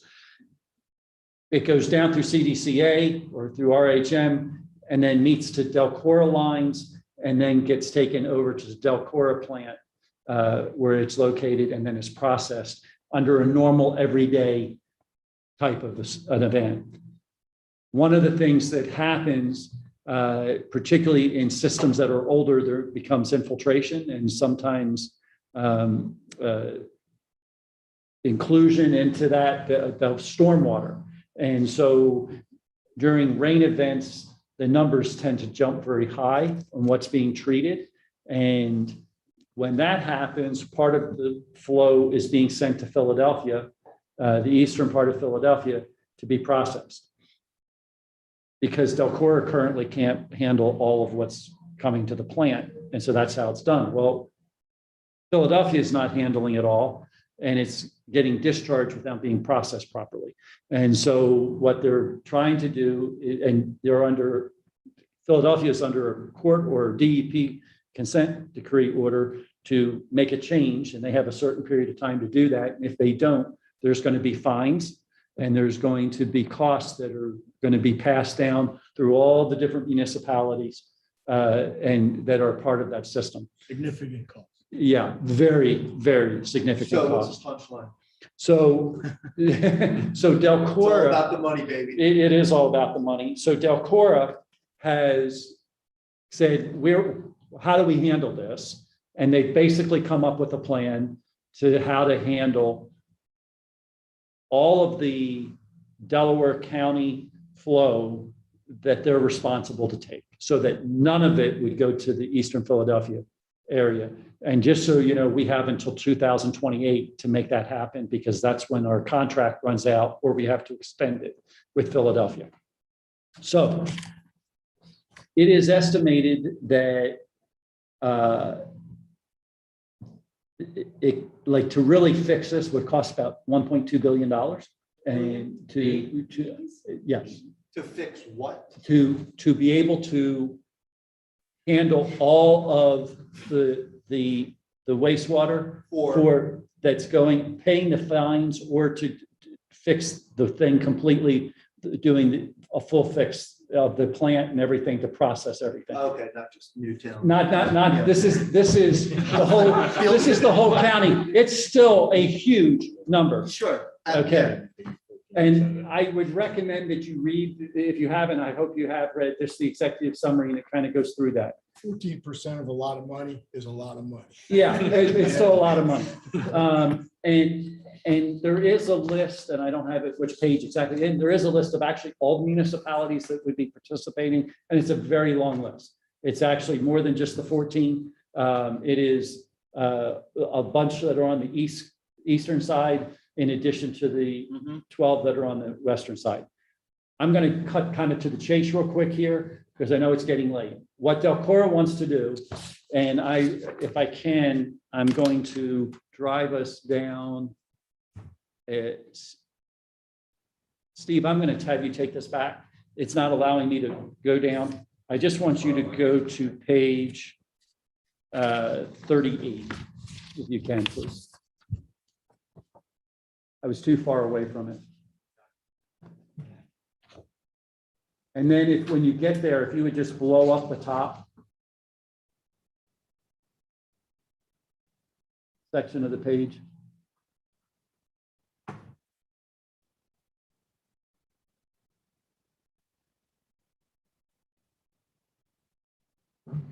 I don't know if your page numbers are numbered for DELCORA pages. If it's not, it's 727 of our packet.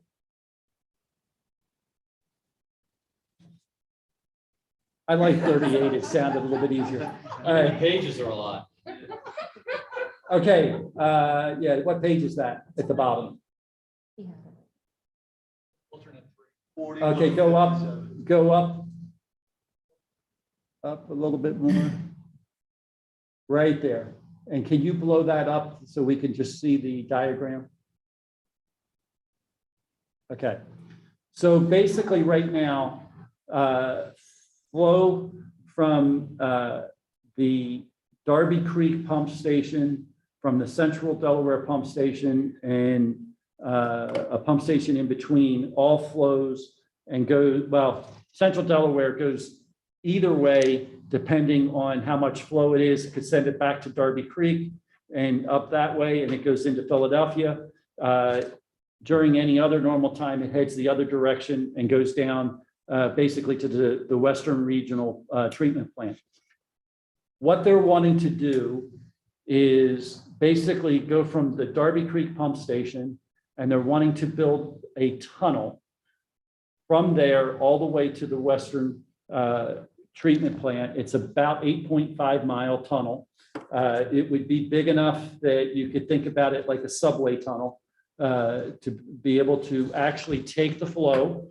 On any time that there's a high level of flow, it would come in, it would go through that tunnel and basically fill the tunnel.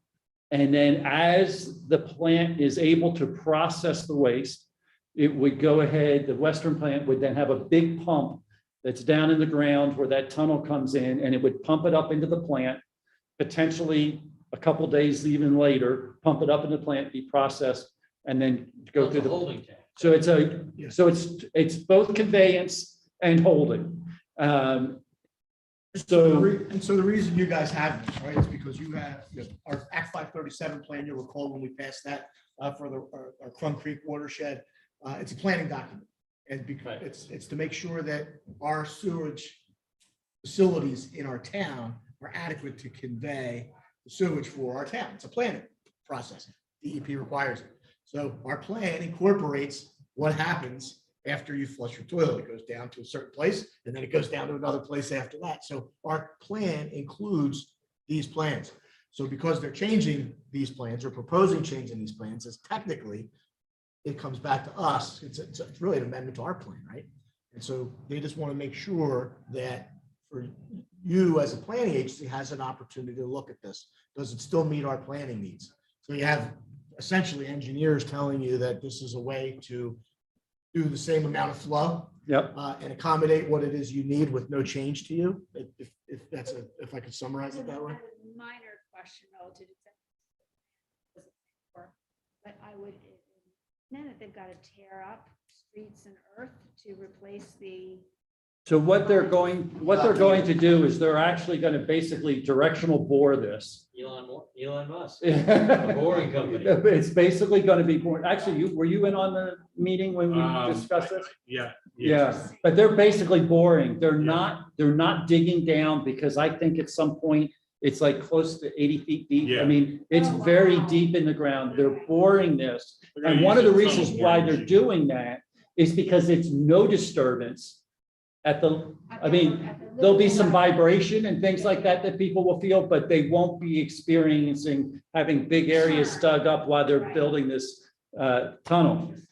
And the reason why they're recommending this, not only does it allow for way more than what they need to collect, it also cost-wise is like 472 million versus what could potentially be over 880 million just for an initial fix. And so I just wanted to kind of, and I've really given you, we spent almost an hour and a half on the phone with them, and we didn't even get the whole thing. I just tried to give you the real top level things.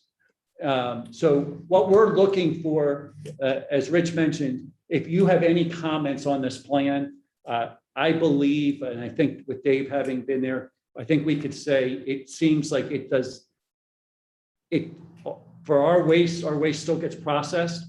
I don't see anything in the change that makes me concerned about our waste being done properly. If anything, I think we're better off because long-term, as we grow and as we address I&I issues throughout the whole system, we would never get to a spot that we would overuse My this. question is, it counts for all the volume of I would say it does, as long as we're also diligent in going after I&I issues within this infiltration and inflow. And so, Stormwater that creeps into our Yeah. sanitary sewer shouldn't be there. But because if you have an old property, terracotta pipes, every time it rains, all that water goes in and it's a real big problem. Well, in Philadelphia, they just pump stormwater straight into the sanitary. It's not a That's- septic that's system. Like a correct. 400,000-foot warehouse. That's why they have Just such runs a every problem. bit of it They have straight combined below sewers. ground, in right, Philly. with the toilet. yeah. We don't have combined system. Thank God. And that's the reason why we want to get out. And They're never so gonna fix that. that's not going to be fixed easily. And we just don't want to be paying penalty for something like that. And that's why this is what this plan is. It's a lot of money, 700 or 472 million, huh? Well, some piece of it's gonna be ours. Some portion of it, I don't know the exact portion. In Delaware County, there's 49 municipalities. So, let's just say if you, and it's actually, there's some that are outside Tredyffrin's involved and they're not in Delaware County. But, if you just say it's maybe 10 million apiece, I don't know that that's the answer, but there'll be a calculation and we'll be paying. And so do you want us to, so we don't need a vote, we're just, Really, any comments that you have, anything that you would want to say to the board, this all is going to be, whatever you give us as comment, we will send it back to DELCORA. I'm out of courtesy giving the board a chance to review your comment and make any comments themselves on Monday night so that we can get it back to DELCORA. I'm saying full steam ahead. We believe it Seems consistent with the vision of the township. We believe it's prudent to. Yes. Fact. We believe it's prudent to pursue this objective. Yes. Yeah, and I do believe, and Rich, you can correct me if I'm wrong, but this is the early part of the process. At some point, we'll have to potentially amend our 537 to include this action. I don't think we're gonna have to formally do that. Okay. I think that it can be done collectively. Okay, well, I mean, it will be an amendment, but I'm not sure that we have to go through that individual process. okay. So anyway, It actually sounds good. That's good. Let's go. Okay, Thank you. do we have a motion to adjourn? Motion to adjourn. Second? Second.